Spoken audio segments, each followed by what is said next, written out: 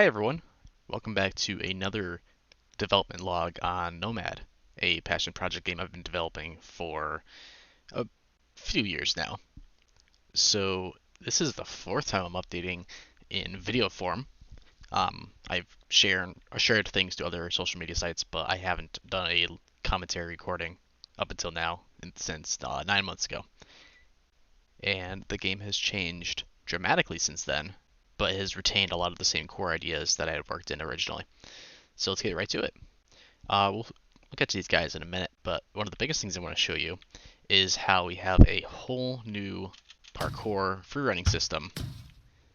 You can see how it adapts to the walls that I am on. I'm able to look around very fluidly while I'm on it. It doesn't handle corners too well, so I couldn't get around this piece of geometry too well.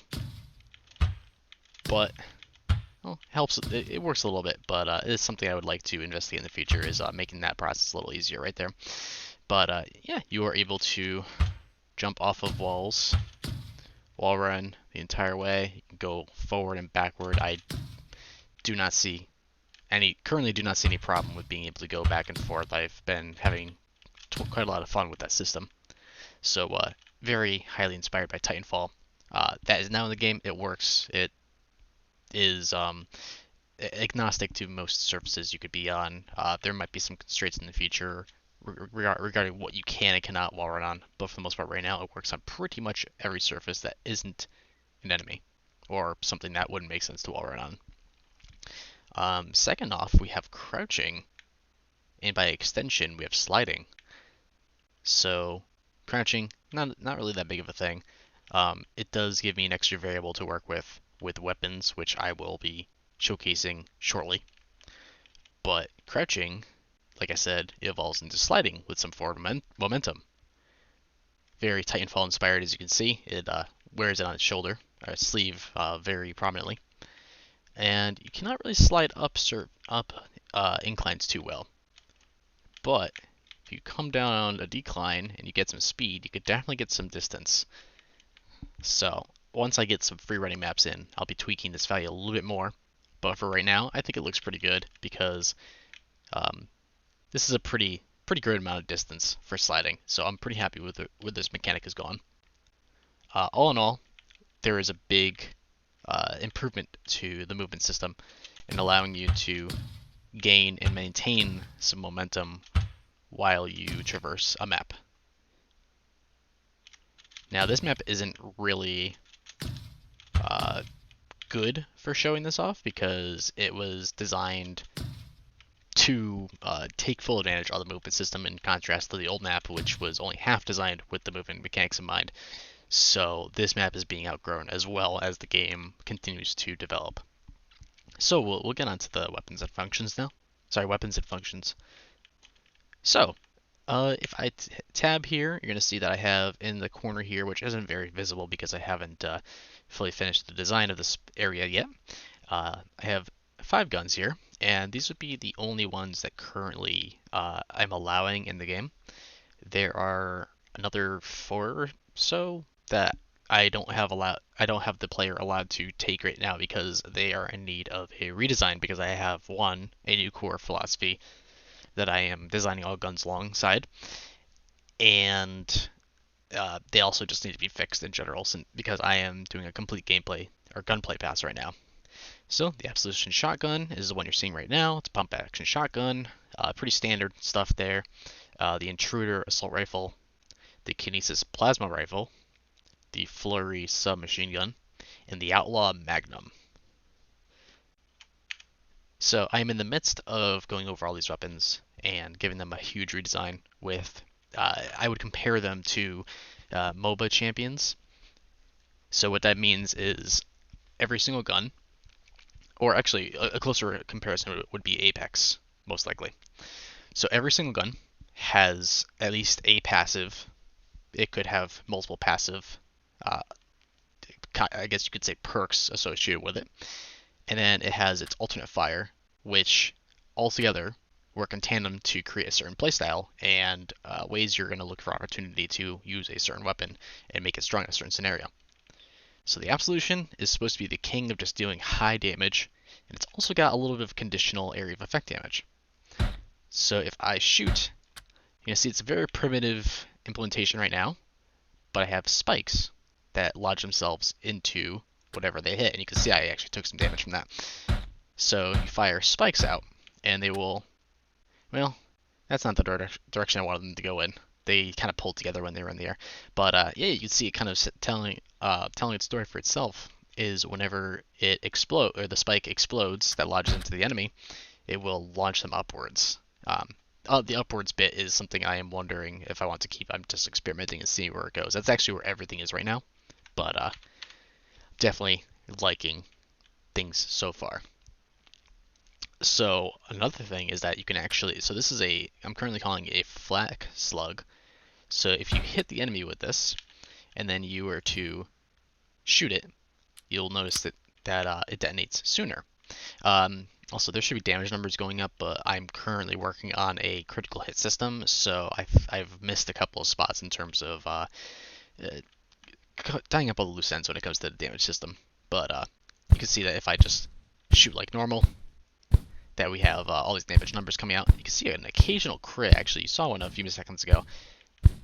You can see that 51 come up. That would be a critical right there. I don't know if it's displaying properly. The sound is also not triggering most of the time, so those are some things I need to look into as I am creating the system. So this is the Absolution. It's, like I said, it is meant for just dealing high damage to single targets, and this is going to be the hard-hitting shotgun. These, I suppose, might be the super shotgun, but there also might be some room for a wider spread shotgun in the game. But we're going to try to go over these as quickly as I can. The Intruder is a assault rifle that is very reliable at range, and you can see the damage markers out again. Hit markers as well for when you hit. When you kill, it goes red, it goes much larger, so you will always know whenever you deal a killing blow. So the Intruder is, you can see that I also have clips of ammo here, and this is another thing I'm experimenting with, but right now I haven't had any particular need to go back. As you shoot, you will obviously drain ammo from your clip. Once you hit 0, you will do a quick reload animation and be snapped back. The reload is universal right now, meaning all weapons do the same exact reload, same exact animation, and the duration. So it's just a means of like breaking up the pace. So it gives you about a full second of just not firing, just to break things up a little bit. But at the end of the day, you still have infinite ammo. This might get changed later on in certain game modes. We'll have like an actual pool of ammo that you draw from for weapons. Anyway, so the Intruder is a little bit more about a single target shutdown, kind of like the Absolution, but it has no group control. So basically, how this thing works is I'm going to come down here to display a little better. If I hold an alternate fire, this laser beam comes out, and it's only going to come out if I guess if stuff is like really close to me. That doesn't matter. That's purely cosmetic, just for visuals. So if I come over here and I shoot this guy in the head, you're going to see this orb come out, and then there's also this marker right here. If I go behind this wall, you can still see the marker there because it is a widget rendered on the screen. It has the added benefit of just being seen through walls. So I can just come all the way back here, and I can always track where this target is.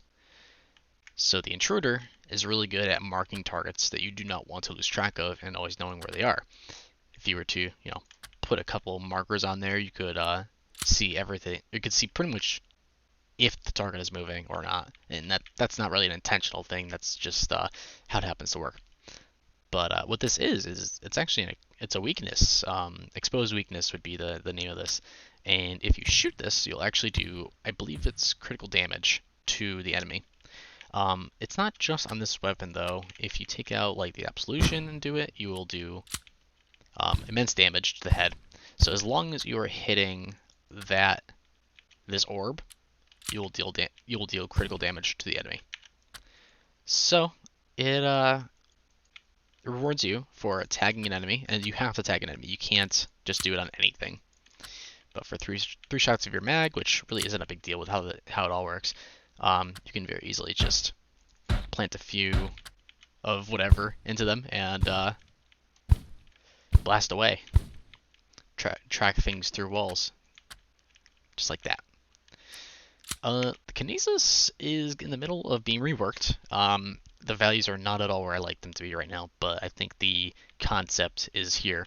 The Kinesis is an energy rifle that builds off of your current velocity and momentum. So as you move, it will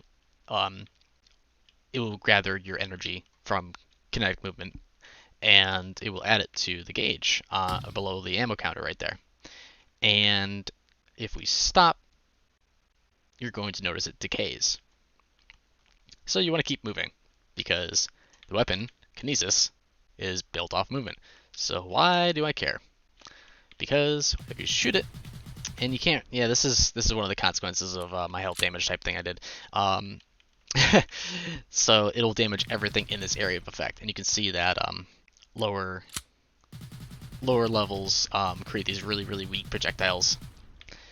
But as I run around and build up velocity, you're going to see that they get much larger. So these values aren't where I want them to be. I'm going to have to work on this, but I think the concept stands and shows off pretty well. And it's also going to get an alternate fire that does like a kind of piercing beam. So probably shouldn't be showing this off, but there it is anyway, for those of you who are curious anyway. So the flurry here is another one that is in the midst of redesign. Most of these are. I think the intruder and outlaw are like the only ones that are like pretty much done, and maybe the absolution. I'm looking for a passive on that thing. The flurry is all about just outputting shots. So you can see it hits a lot. You're also going to notice that this is kind of a passive. The shot spread is much more horizontal than it is vertical, at least from the start, or at least from the normal firing mode. So it's very easy to just take out an entire group just by focusing on one individual.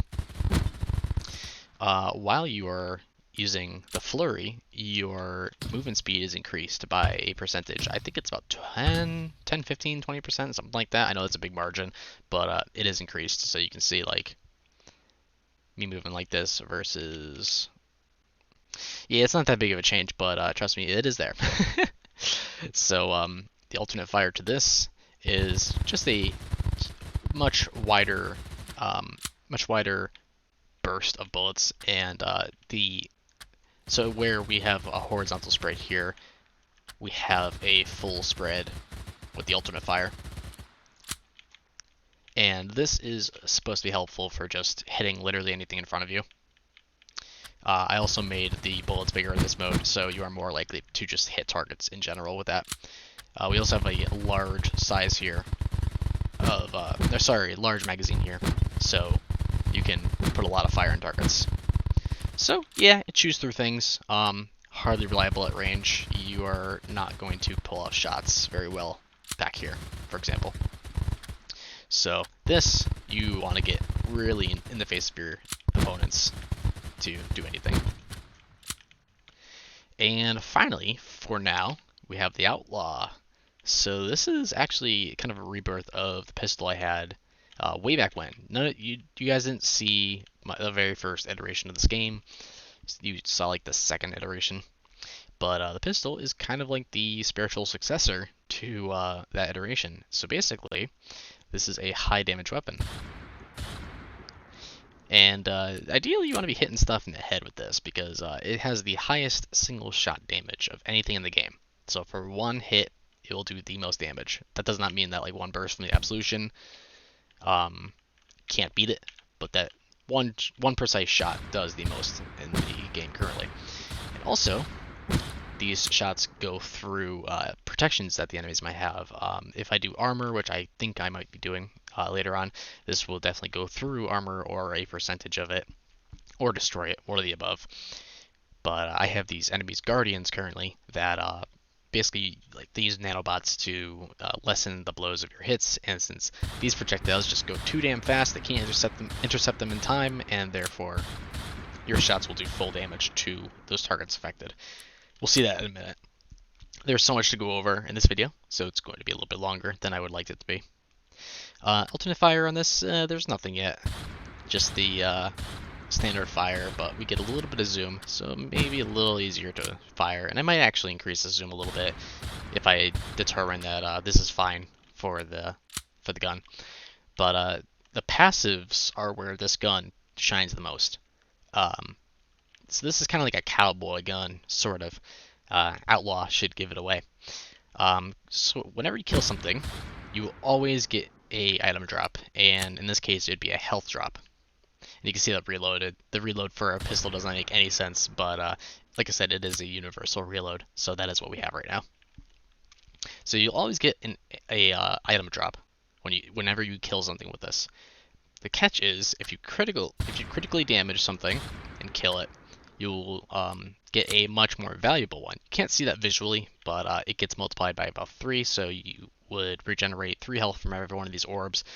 But killing something with a crit turns into 9 health, and that's going to change, but the value does increase. So additionally, you're going to see that if I just keep on firing, we're getting like 65s. The reason why my damage is all funky right now is because this weapon has introduced a passive that has led me to create a system for crits. And let me just get rid of this guy. I'm getting tired of looking at that. There we go. So those crits right there, the red number and the little sound cue I just got, those would be the criticals. So I really wanted to have the idea of like a kind of McCree High Noon draw. I mean, that would be the similar thing to relate it to, but I just wanted the whole, like, I wanted some mechanic where you quickly whip out this pistol and shoot. So, whenever you swap over to the Outlaw, if you fire within about 1.5 seconds, you will get a critical chance boost. It starts off at 100%. This lasts for about a half a second, and then it begins to decay down to its normal value of about 15%. So if I swap over here, you'll see that I will get constant critical hits. Oop, that gets a little tough to do. It'll always be a critical hit, but only when you swap off. So if I go, you're gonna see that only the first one really does it. This will probably get a cooldown associated with it, so this won't exactly be a spammable strategy. But yeah, the Outlaw has 2 passives, rather unique for this gun right now. Might get an alternate fire, but honestly, this thing's pretty powerful. Actually, it's got like 3 passives. So I don't know if it's gonna get an alternate fire. It might actually not need one because it's a definitely solid to use in the game by normal.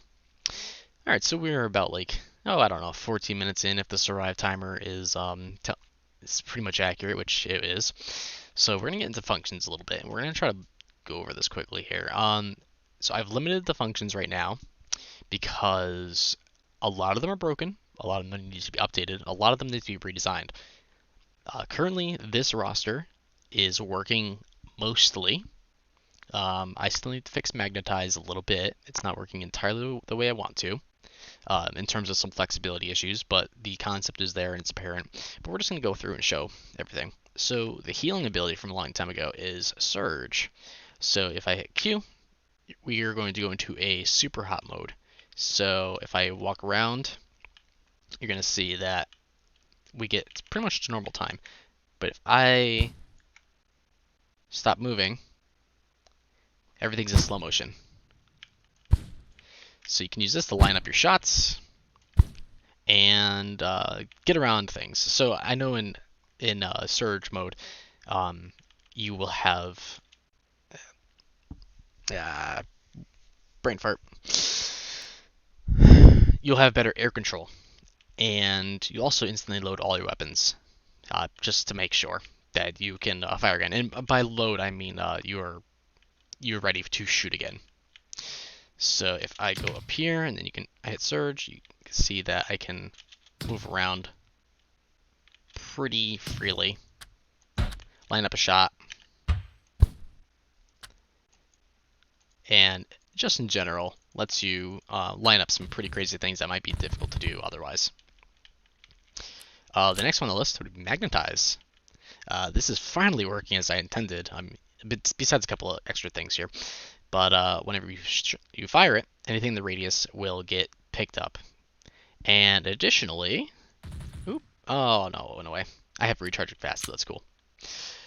Whenever you shoot ballistics into the field, it will actually hit. It will find a target within, and it will hit it.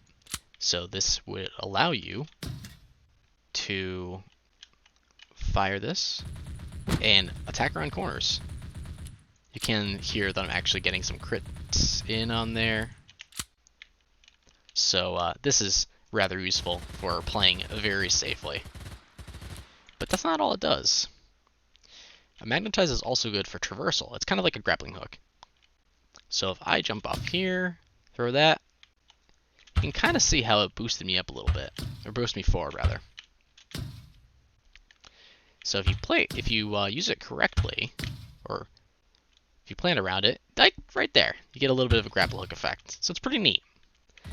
And then you get the added benefit of being able to shoot things inside there. Definitely doesn't go too far. It's not going to be outclassed by something like Blast that will actively launch you further. But it's really nice how it is.